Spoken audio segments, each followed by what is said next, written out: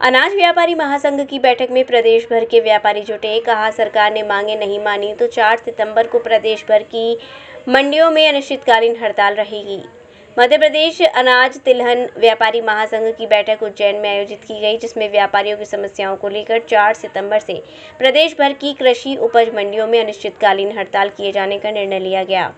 बता दें कि उज्जैन में अनाज व्यापारियों द्वारा लीड रेंट में बदलाव लिए जाने के विरोध में अनिश्चितकालीन हड़ताल की जा रही है।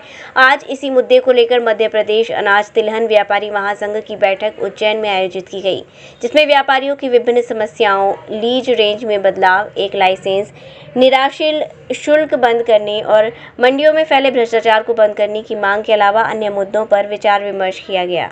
सर, पिछले दिनों से जो मंडी व्यापारी हैं अपनी हड़ताल पर हैं, क्या कुछ उनकी मांगे हैं और किस तरह का उनका निराकरण करने के लिए है? जी हाँ, यह मंडी हमारी एक्चुअल में एक हेरिटेज भी है और जो हमारा कहना चाहिए पुरातत्व विभाग के तहत भी इसको आ जाना चाहिए, क्योंकि ये 1957 से इसी प्रांगण में चल रही और 1930 से नियमन लागू है और तत्समय इन लोगों को 99 ईयर्स की लीज़ दी गई थी, जिसको बाद में नए नियम से 30 वर्ष में परिवर्तित की गई थी। तो इनकी एक बार जो लीज़ है पहली बार 1960-61 में हुई, फिर उसके बाद 1990-91 में हुई और अब ये थर्ड अटेम्प्ट उनकी अभी होनी थी। पिछले 4 साल से वो लोग अनुज्ञप्ति की जगह इसमें वो लोग प्रयासरत हैं कि वापस लीज पे हो जाए, तो जिसको शासन ने बहुत पॉजिटिवली समझा है। इसमें हमारे माननीय कृषि मंत्री महोदय, हमारे प्रबंध संचालक माननीय श्री श्रीमंत शुक्ला साहब और हमारे डीएस श्री प्रवीण वर्मा साहब, इनके सहयोग से हम लोग भोपाल गए और इनका जो प्रस्ताव है उसको बनाकर कैबिनेट के लिए भेजा है और बहुत जल्दी अब अगली जब भी कैबिनेट होगी तो व्यापारियों के पक्ष में निर्णय हो जाएगा और संपूर्ण मध्य प्रदेश के व्यापारी इस नियम से लाभान्वित होंगे। तो व्यापारियों से सामंजस्य करके कब तक मंडी खुलने का अब व्यापारियों की आज बैठक चल रही है होटल पैराडाइज मित्तल पैराडाइज में, तो अब वो लोग वहाँ आज शाम को 4-5 बजे तक निर्णय लेंगे, तब फिर वो प्रेस नोट जारी करेंगे तो उसके माध्यम से पता चलेगा इन लोगों का अगली प्लानिंग क्या है। सर, अभी तक कितना नुकसान हुआ होगा मंडी बनने में?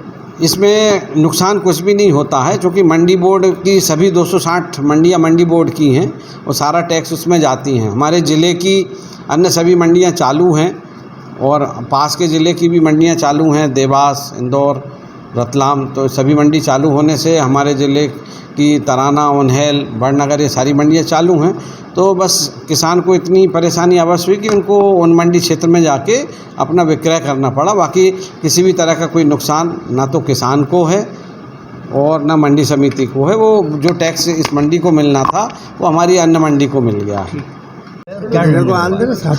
महासंघ की बैठक में व्यापारियों ने प्रदेश की जो उनकी मंडियों में समस्या है वो बताई।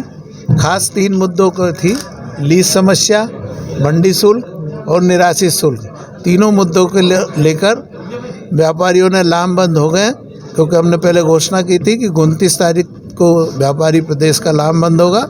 आज यह व्यापारियों ने निर्णय लिया है कि 4 तारीख से जो है प्रदेश की मंडियां बंद रहेगी जब तक सरकार निर्णय नहीं करेगी।